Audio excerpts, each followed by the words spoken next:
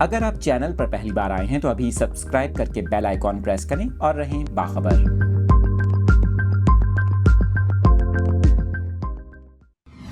اہم خبر کی تفصیلات آپ کے ساتھ شیئر کر رہے ہیں۔ وزیر اعلیٰ سندھ مراد علی شاہ کی جانب سے یہ اہم فیصلہ کیا گیا ہے۔ وزیر اعلیٰ سندھ کی زیر صدارت کراچی میں رمضان المبارک میں قیمتوں کو کنٹرول کرنے سے متعلق اجلاس ہوا، جس میں آپ کو بتائیں وزیر اعلیٰ سندھ مراد علی شاہ نے کے الیکٹرک کو ہدایت کی کہ سحر و افطار کے دوران لوڈ شیڈنگ نہیں ہونی چاہیے۔ انہوں نے کہا کہ سندھ بھر میں سحر و افطار کے دوران لوڈ شیڈنگ نہیں ہونی چاہیے۔ رمضان میں کے الیکٹرک، ہیسکو اور سیپکو بجلی کا نظام بہتر رکھیں۔ سندھ کے وزیر اعلیٰ مراد علی شاہ نے رمضان کے دوران سحر و افطار کے اوقات میں لوڈ شیڈنگ نہ کرنے کی ہدایت کر دی۔ انہوں نے کہا کہ الیکٹرک، ہیسکو اور سیپکو متعلقہ علاقوں میں بجلی کا نظام بہتر رکھیں اور صوبے بھر میں رمضان میں سحر و افطار کے دوران لوڈ شیڈنگ نہیں ہونی چاہیے۔